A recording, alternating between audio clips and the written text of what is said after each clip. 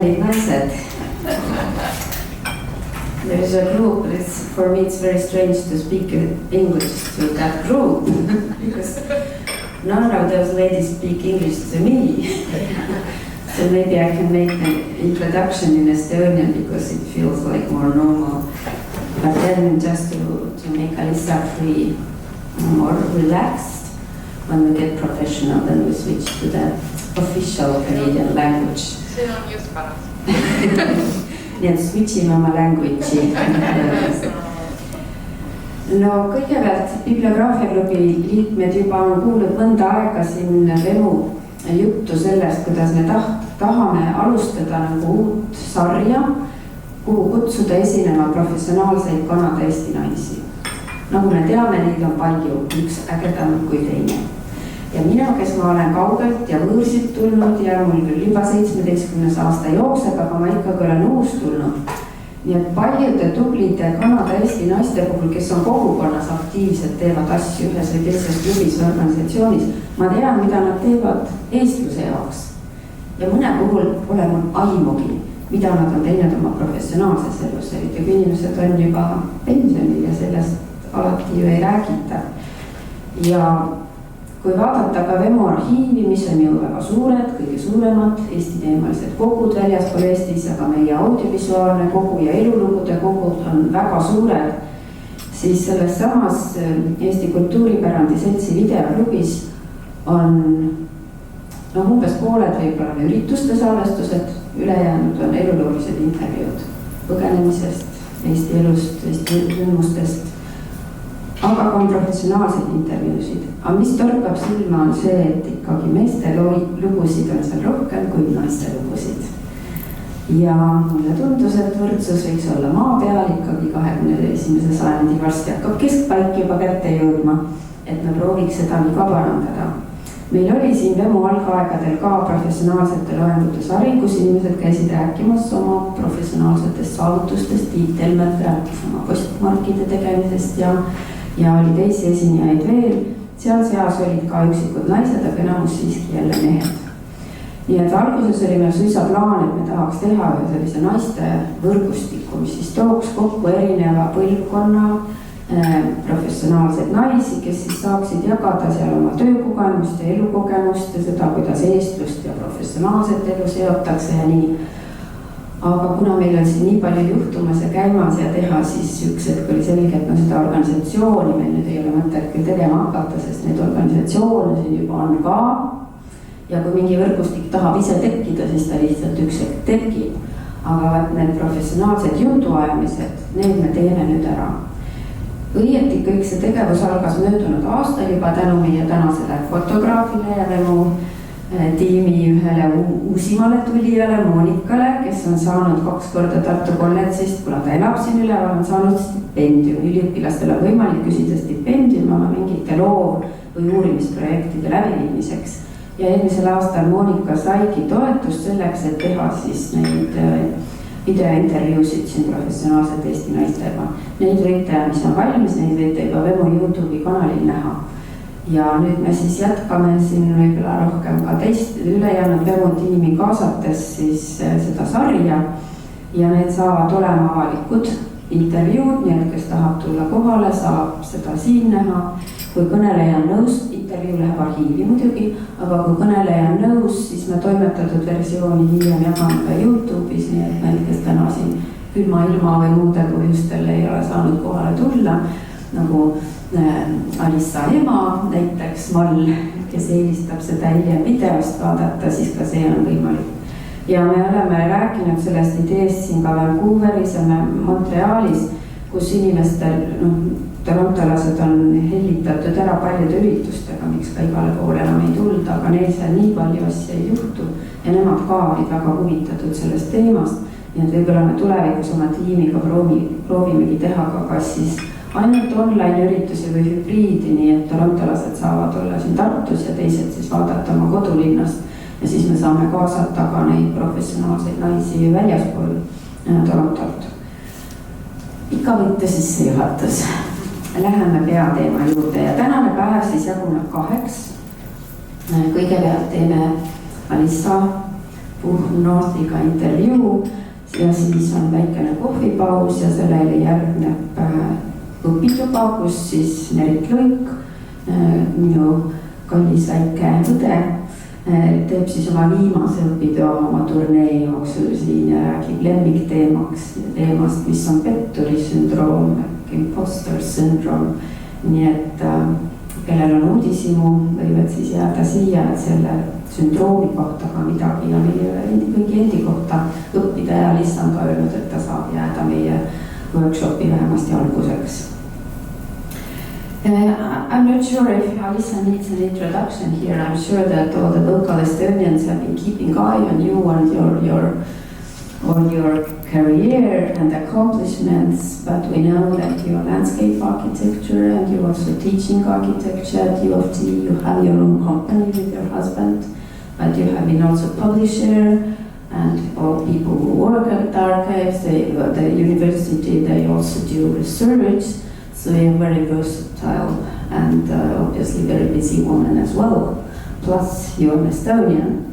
So our questions would follow first your career and then also those connections between those two worlds, which is the professional one and our Estonian life here. And for the beginning, could you please tell us more about your childhood? We can guess what kind of childhood you had. It's probably quite typical for all the local Estonian girls here, but still, how was your childhood at Puhm family? Well, Peter, just thank you for making this series and starting this, because as soon as it has anything to do with promoting women's issues, I'm there. So that probably ties into part of my childhood. As many of you probably know, my mom, she was, I'm pretty sure, pretty strong feminist, and I think that had a big influence on both my sister and I in terms of just go do it. So, I think that's quite important.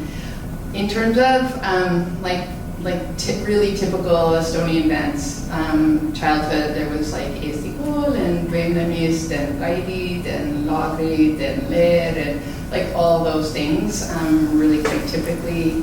I think that maybe by the time I got into university and started getting involved in landscape architecture, it became really busy. So I found it very hard to keep staying connected with the Estonian community in that way. But I try to when I can. But in that respect, childhood was a lot of all those events that I think were absolutely formative to having a strong sense of culture and staying sort of, I think there's bits and pieces in there that I see that have quite specifically shaped my career as well. Maybe a bit more about that, what those Estonian influences were. So you're really a well-established landscape architect and also teaching this field at the university, as said. But what drew you to the landscape architecture? How easy was that way? You knew exactly what you wanted to do, or? No, not exactly. I don't think any landscape architect really knows that's exactly what they wanted to do, because I think it's a discipline that's still not that well known, or people know about it. There's maybe a little bit of a misunderstanding of exactly what landscape architects do. So I think people quite clearly understand architecture, it's the built form. But when you say landscape architecture is everything outside of the buildings, people sort of think, really? Versus maybe imagine more like it's garden design. And so in that regard, I had no idea, and I really, I sort of fell into it. Entering the workforce, first, how was studying this landscape architecture? Was it difficult? I see Monica struggling with engineering here, first year. She's really busy. How was the landscape architecture, and how was the moving from the college to the, how did you find your first job, or when did you start working? Because especially in Estonia, nowadays it's very typical, students have to work just to survive even while they are studying. So how was your journey? I guess I had I had jobs in high school that were like lifeguarding and teaching swimming and so forth. So those were, and coaching gymnastics. So those were jobs that I took as a high school student to sort of have extra money, and thinking towards university. My parents were already saying you're going to have to pay for a certain amount yourself, so I had to, start planning ahead for that. And down the line, I see that those were actually quite valuable for teaching, because in teaching swimming and gymnastics, you really have to understand each child and how to push them to sort of get the best out of them. So, but that wasn't like a plan. Obviously, I didn't know in high school I was going to be a professor. So understanding how valuable that was retroactively is sort of interesting. In terms of landscape architecture, I was in school. I mostly went tree planting every summer because you could get good money tree planting to pay for university. But I think there was a really big bonus in seeing sort of parts of Canada that you wouldn't otherwise see unless you're in that field. You're in the middle of big open clear cuts, seeing some of the most remote areas of Canada. And I planted in Ontario, Alberta, British Columbia. So I think there was something quite valuable in there. In terms of my first landscape architecture job, it was actually at an Estonian woman, Eha Naylor's firm. There's a really well-known Canadian landscape architecture firm that at that time was Huck, Woodland, Naylor, Dance, Leinster. And they just needed someone to start organizing the files in their archives, which was a room in the basement of their office, and it was a complete mess. So this is probably something you could appreciate. I walked into the room, there were like rolled up drawings everywhere, books, disorganized, everything. So it wasn't landscape specific, but I got to open up every single drawing that their office had ever produced, document it, roll it back up, put it into a special little spot, tag it, date it, and all their books, and get the whole room organized. And I guess I sort of had a talent for organization. So that was supposed to be a 2-week job during, or a 1-week job during reading week. And then they invited me back because they were like, you're really good at this. Can you keep coming, every once a week or something like that? So it was sort of a side job that I was able to have to earn a bit of income. But it was a valuable insight into how the firm worked and the production of a landscape architecture office. Sounds like there's a potential for the future archivists.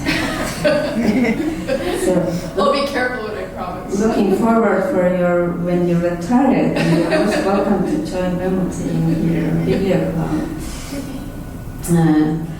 What does it mean? You went to study at this company first, doing this kind of organizing archives and paper, but what does it mean to be a woman in the field of landscape architecture? Is this kind of specifically male or not, or how does it look? It was very much for the generation, for that particular office that I worked at. It was, run and established by a male landscape architect, and at that time, that was the landscape of offices. It was mostly men that had started offices, and then women were starting to become partners in those offices.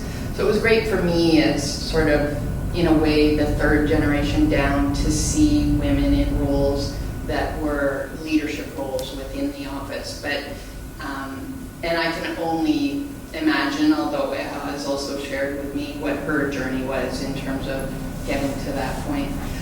So I felt really fortunate that I could have female role models, and I specifically sought them out as well. And in landscape architecture, luckily, we have a woman, Cornelia Hanna Oberlander, who is actually globally known in landscape architecture, and she was a Canadian, and had been very fortunate to have met her on a few occasions.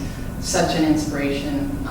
And so when I was in school, we had a project, and we had to study a landscape architect that had practiced historically in Canada and write a small paper on it. And they gave us a list, and it was all men on the list. And I said to my professor at the time, I said, I want to study a woman. And so he thought for a second, he was like, well, you can study Cornelia. And I was like, who is she? What's she all about? So I kind of was always specifically looking for that sort of intentionally.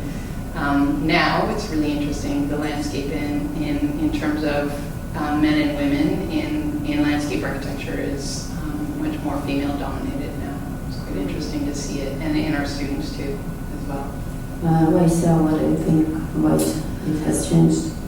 I think that enough women have gone into a discipline. I think it's in general a discipline that's very welcoming of women. I have small theories about that. I think as compared to architecture, it's been easier in landscape architecture because a prime medium of ours is working with plants, and I think there's a lot of associations of women working with plants and gardening and so forth. So in that regard, but I also think that in architecture and landscape architecture in general, I think the sort of talents that creative people have it's more the creativity that's been fostered versus maybe other disciplines where women have had to fight a lot more. So I haven't felt like it's had to be a fight. I've felt like I've been really like that women in the discipline were already accepted. So you haven't experienced like any challenges? I would say there are definitely Some challenges. personal Still ones, in terms of being a woman, I'd say there are still challenges. I mean, in my faculty, I was the first woman there to be set on tenure track. I was one of the second only directors of landscape architecture. I had to really fight and argue to get a full maternity leave with my first daughter. So those types of things that were more, I'd say, like women's issues, those definitely still came into play in that regard. So those felt a lot more challenging. And that's actually the topic. Maybe we should open it also to the floor. We don't have to be that formal. If any of you have questions, additional questions, before we move forward, then you are most welcome to jump in with your own questions. So Actually, I'll jump in right yeah, here. So Alissa, you said that you had to fight to get a better maternity leave. Can you expand on that a little bit? How did you convince them that this was worthwhile? Well, it was kind of an interesting. I think it sort of came down to the deadline situation, but I guess because of the way the semesters work in academia. And the time of year that my child was born, there would have been like a summer season versus other parts of the year. And I had heard from other women and other faculty that you could sort of make an argument in terms of when your research time would be for the semester you have off. So there was kind of a discussion involved with that. But there was also something a little bit internally that the administrative person at the time, who was a generation above me, was given 2 weeks of maternity leave. And by then we were already at like months of maternity leave, and then I was trying to also make an argument for my time off versus, what would be considered a kind of a semester off.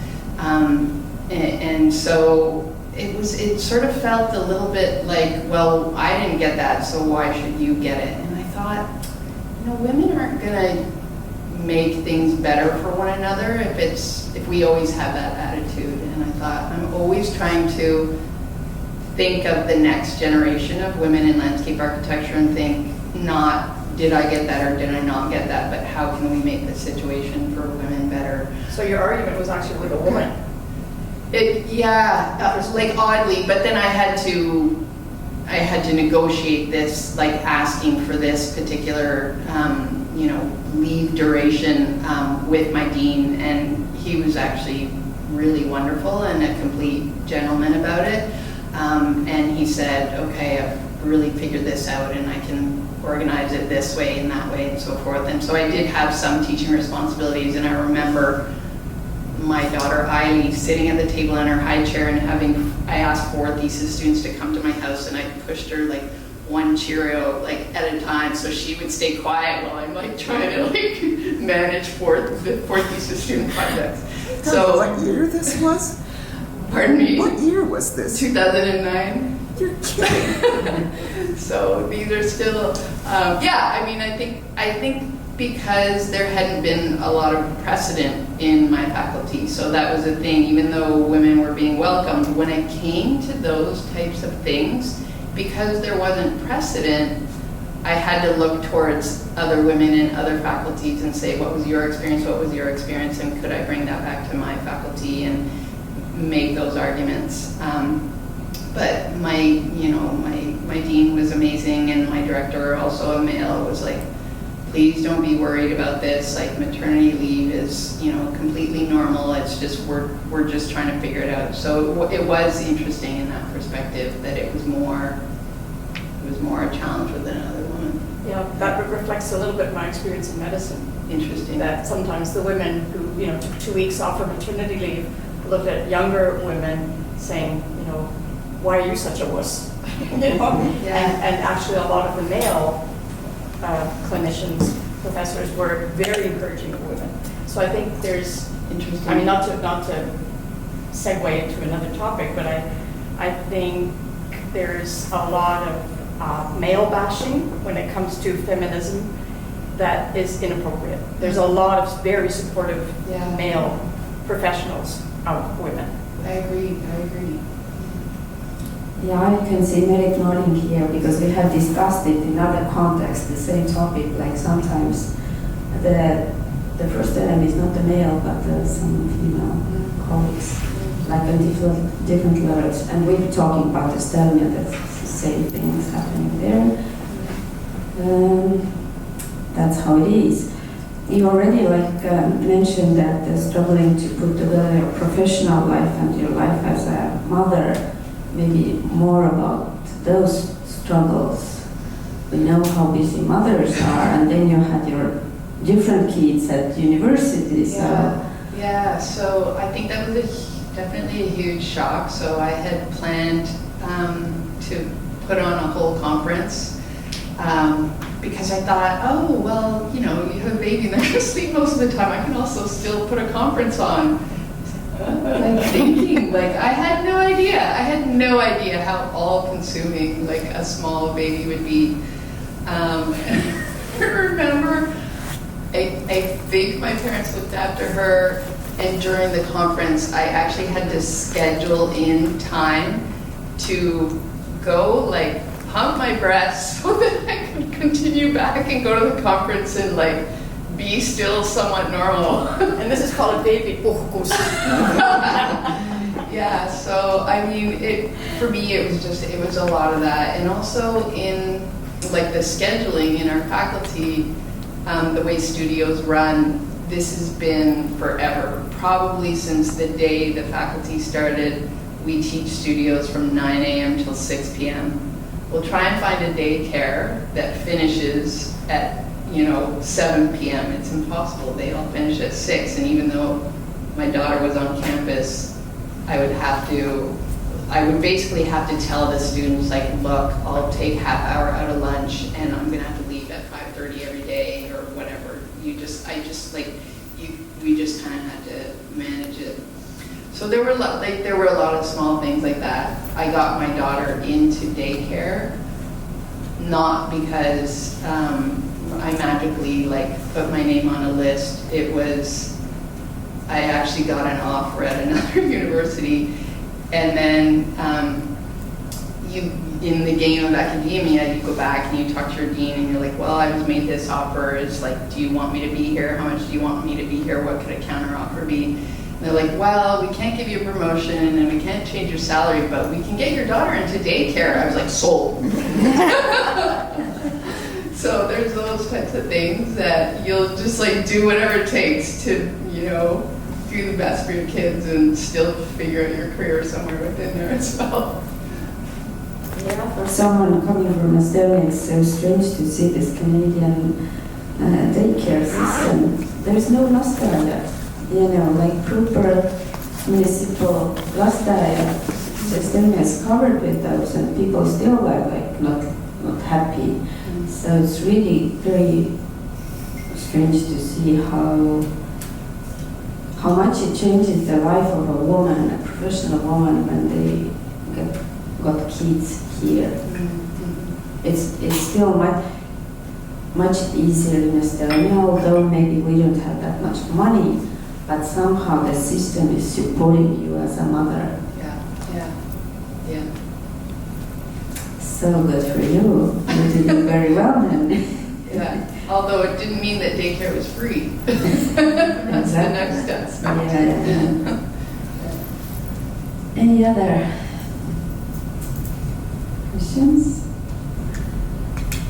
If no, then let's move to your different roles in your professional life. As said, you are teaching, you are doing research, you are publishing, and you are practicing as a landscape architect. What does that mean? Was it your choice to do that, or just things turn out the way how they? For professionals, they just sometimes turn out the way they turn out. Yeah, I think that I was quite intentional in maintaining all those things, and I think that had a lot to do with professors that I saw at grad school that were both professors and practitioners, and I always loved the academic side of things, but I love design. I love sitting at the table and designing, so I didn't want to necessarily give up one or the other. And in undergraduate, our professors were professors. They didn't really practice. So it wasn't until I got to grad school that I saw that model as being a possibility. And so I really wanted to just orchestrate a similar situation. So I can't, I'm not, with my husband and I, we're not running a practice that's as big or as busy as full landscape architecture practices in Toronto, but the combination of teaching and practice, I really love the way they inform one another. So we take on projects that we really care about, that we're really passionate about, and we're able to do that also because we teach, and then they inform one another quite well. I think we're also really fortunate in our faculty in particular because our practice is sort of valued from an academic perspective, which may not be the same case in all universities across Canada. Professors of landscape architecture would be expected to be much more classically research-oriented and classically sort of expected to put out a certain number of publications. I don't feel that pressure in that way. So publishing a bit, practicing a bit, and then the teaching, to me, that sort of triad is just really, they're things I love to do, so they feel really fulfilling. And I would think that for students, it's also a bonus because, you are connected to the real life. You're not just, living in this tower. Yeah, and so a lot of my lectures are about sharing every day-to-day practicalities as well as more, bigger theoretical concepts. So I hope they value that. I think that comes across. Yeah. When we asked you that, would you like to show and share some of your project here, visually, because it's very visual field you are working, Alissa said no. But as there are mostly locals, and you might know some of your projects, so maybe you would single out some of your favorites, or what also our people might know. Yeah, I guess probably this one would be for the Guest project. So my firm is doing the landscape architecture Guest. We've been working with a lot of Gongats throughout the beginning process, and I think that to be able to, give that contribution. I know it's a challenging project technically and also within the Estonian community to see that project develop, but and then technically the fact that you're building a landscape on top of a subway is also extremely challenging. But I think that one is something that makes me feel excited and proud because of the legacy aspect of it, for sure. So I think that one is, for this situation, something that would be important to share and something that I'm really excited to see built. So what are those Estonian ideas in this project? The ideas you used for this? Yeah. So I'm sure everyone is aware that the building itself is in the shape of Esti, and so we were really interested in having the paving and the materials, and because we know it's going to be mostly a plaza space, we're really interested in having that sort of patterning play across. So we were looking at granite and limestone and combinations of granite and limestone, and it's something that kind of is being worked out a bit still, but then there might be like limestone coming from Esti and those types of things. The plants, we initially really wanted it to be just a pure birch grove in the middle of the project, and we all know the importance of the birch tree. And so the City of Toronto doesn't really count birch trees, so there's a lot of technical aspects. You have to plant them a certain distance, they have to have soil volume, so forth. And so they said that the birch trees they're not acceptable, they won't count towards the city tree count. So then we thought, wouldn't it be really nice if there's a mix of like birch and the sugar maple, the maple that's on the Canadian leaf, and that we're sort of telling these stories, so that was part of it as well. And so those types of ideas in terms of like the patterning, the banding, the kind of banding of the stone, that we think of those as like sort of, stone banding that we would see in Esti. And we were playing around with other patterning and so forth that would maybe come across in the roof. And then pollinator species and species that would be, be able to get kids that are in guest bows, out onto the roof and like interacting with plants and things like that. So we're picking up on all those aspects that I think kind of like tie deeply into like the ASD connection with nature. Now we got more specific about like landscaping. Are there any trends in current landscaping, like philosophy in Canada, or how does Canada look like in this international context? Because we know how connected people here are to the nature in principle, because we have lots of nature here. Maybe some insights? Yeah, so I just finished publishing a book a couple of years ago called Innate Terrain, and that was really specifically looking at Canadian landscape architecture to sort of ask that question, like what is it about Canadian landscape architecture that might be different?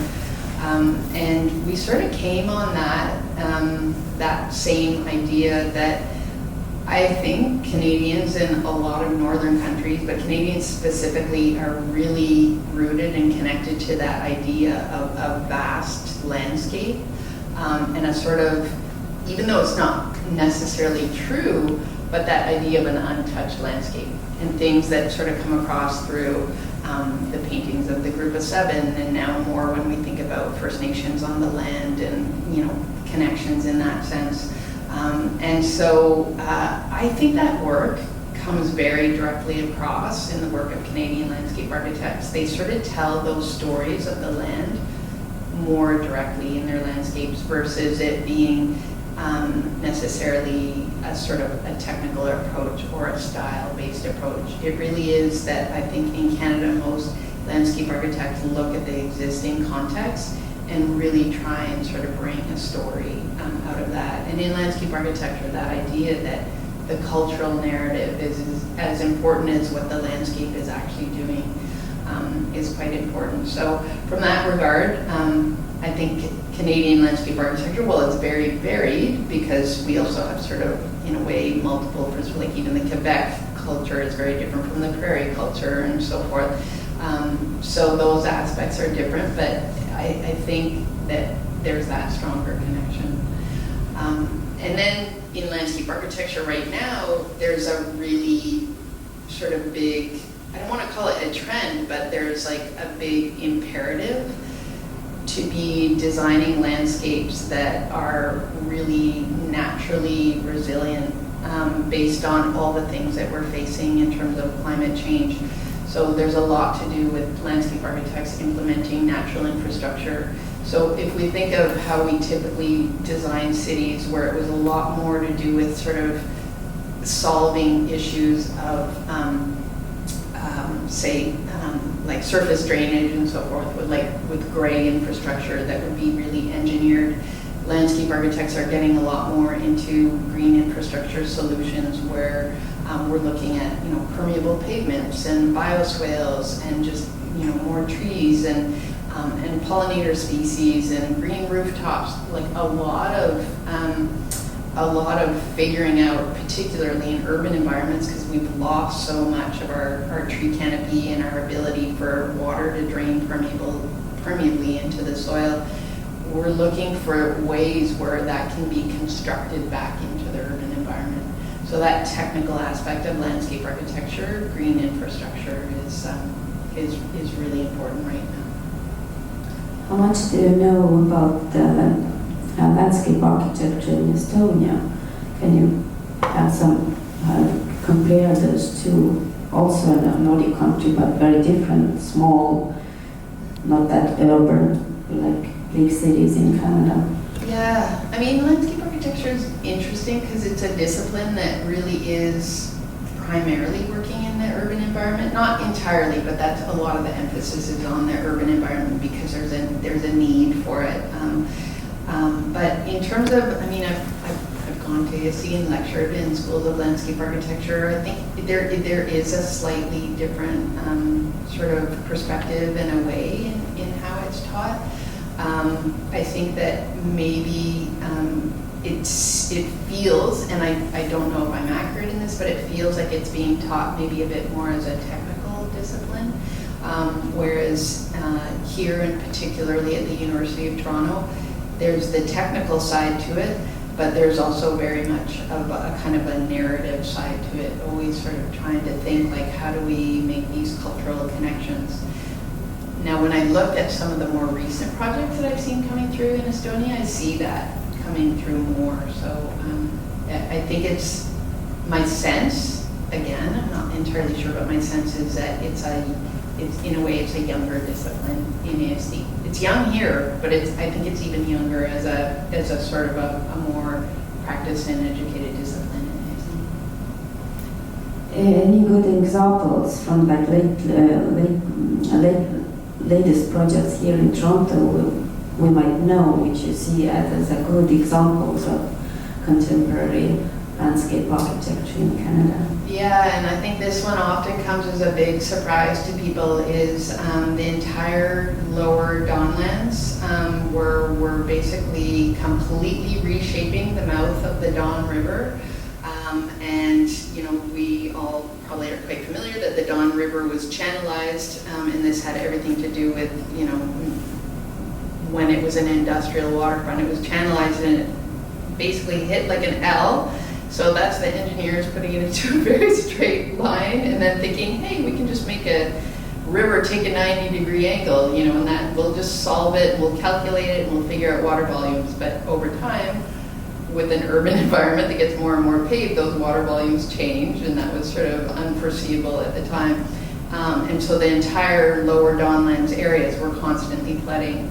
And so now there was a huge competition, and the teams were all led by landscape architects to re-green this river, making it more into a natural environment. Even though it's highly engineered, these are huge teams. All sorts of disciplines are working on it, but it's the landscape architects that are leading that project. And this is even a huge leap from when I studied landscape architecture, in undergraduate here, is that landscape architects were often called in at the end of a project just to make it look more green or prettier. Now that idea that landscape architects are actually the coordinators of all these disciplines for these projects that are basically trying to reimagine how our urban environments can succeed with like just all the sort of crazy climate change forces that we're facing right now. It's a really, really significant project and probably the biggest sort of transformative landscape-based project in North America, certainly. It's major, yeah. Any questions? Yeah. You're an entrepreneur. What does that mean?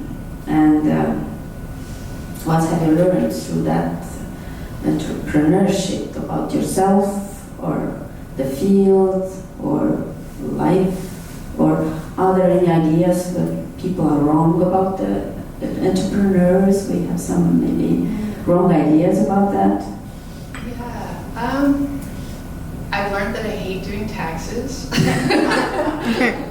And business taxes are a particular headache. Yeah, I don't know if there's anything that we have necessarily wrong about being an entrepreneur. I think it's a lot, and you have to know a lot about different things in terms of you're getting the work, you're doing the work, and then you're running everything that has to make a business run. And so in that regard, I think it is a lot. And you can see why people don't want to start their own business, because it's a lot to manage versus, maybe stepping into a business and working your way up to partner in that way. We've been also quite calculated about our business in terms of not letting it grow so big, because I want to always be able to design. I always want to sit at my table and do design. And so that idea that I think maybe that's the aspect that we get wrong about entrepreneurship, is that you think, oh, you're always having to grow your business. But I think if you stay true to what you love and you stick to what you love, you can actually craft your business in a way that allows you to sort of fulfill what you think is valuable in the world. And so I try and be quite specific about that, so that, I don't know, then I guess then I feel like the contribution is valued. Yeah. Actually, it's good to see in the world somehow, especially with younger people, that money is not that important anymore. Values are.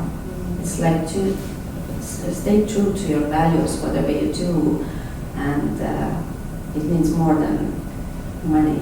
Well, I also think that when you stay true to your values, somehow you'll succeed, so that'll somehow be covered.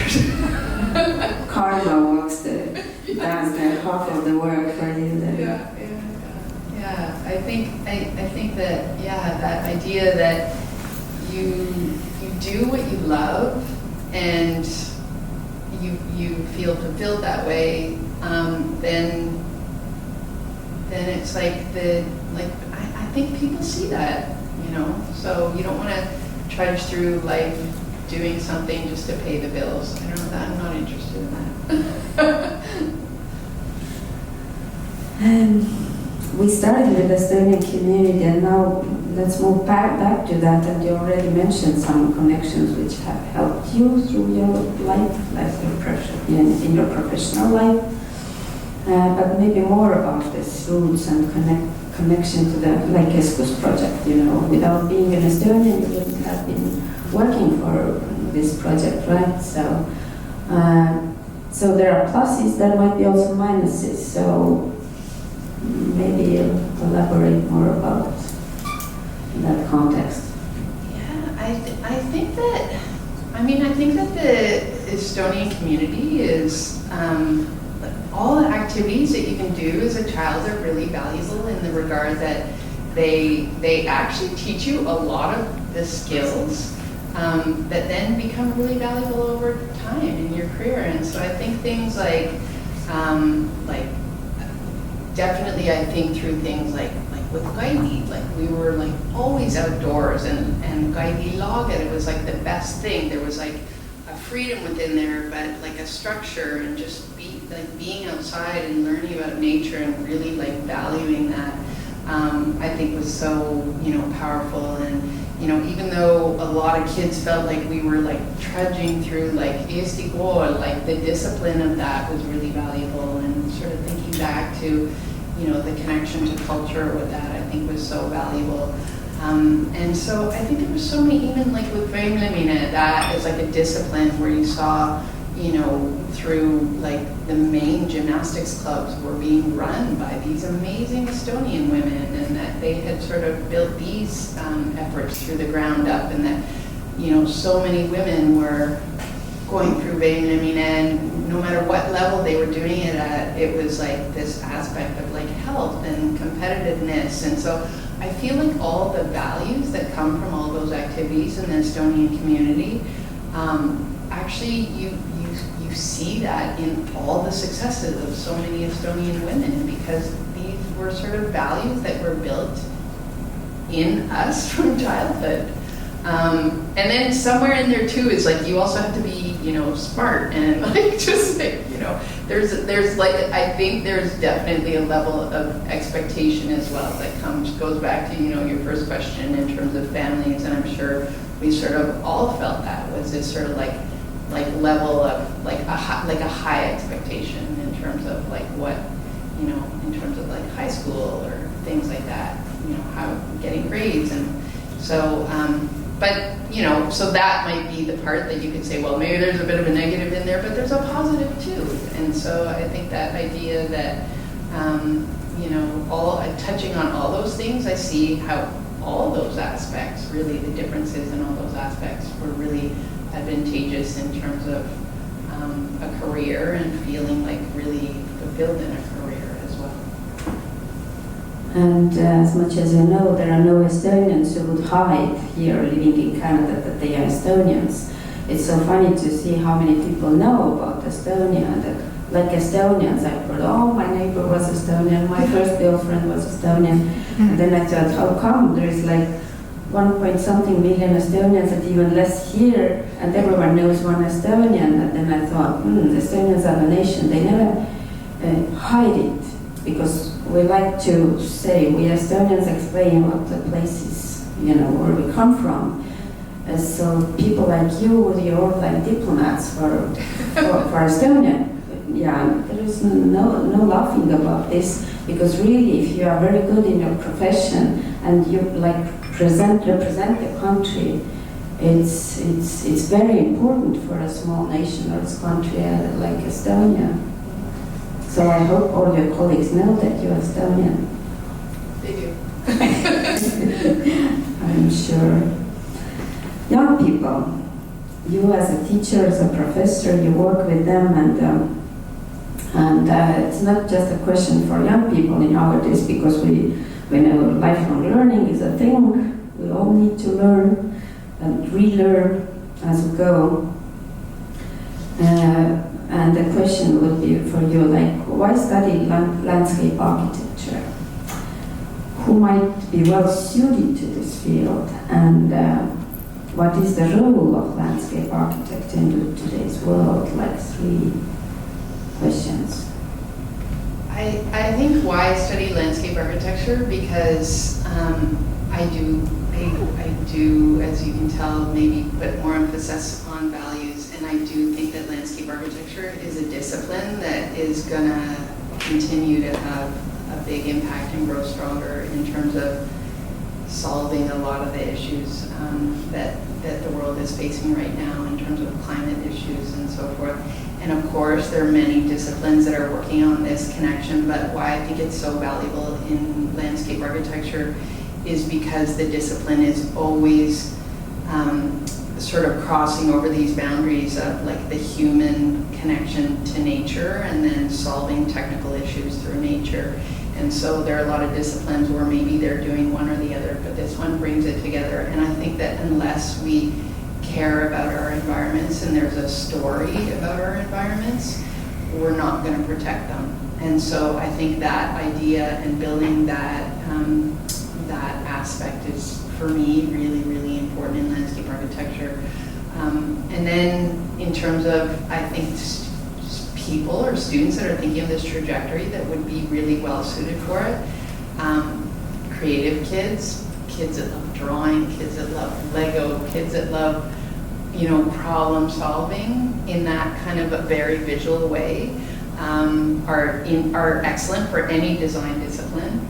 But then when it comes specifically to landscape architecture, I think the other piece of that are kids that really care about and want to support and make the environment better.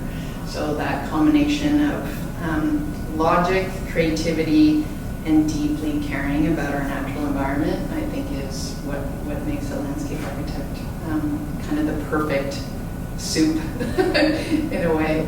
And then the last question was about what's the role? What's the role of the landscape architect? You kind of already answered. Yeah, in a way, I think that sort of does answer it, but I really do think that the role of the landscape architect is to really sort of figure out how we can deconcrete our sort of urban environments and just bring more nature back into those environments, but allow people to see and know and value why that matters and that it actually has impact in our survival as a species on this planet. So for me, it's a really deep agenda that has to do with why we matter and how we build our environments so that we will continue to matter. And so for me as an educator, I'm seeing that this has to continue to happen in the next generation. And if I'm not doing the work myself, at least I'm indoctrinating hundreds of kids every year to continue on this, what I feel to be an incredibly important agenda. Wonderful. Thank you, Alissa. Thank you.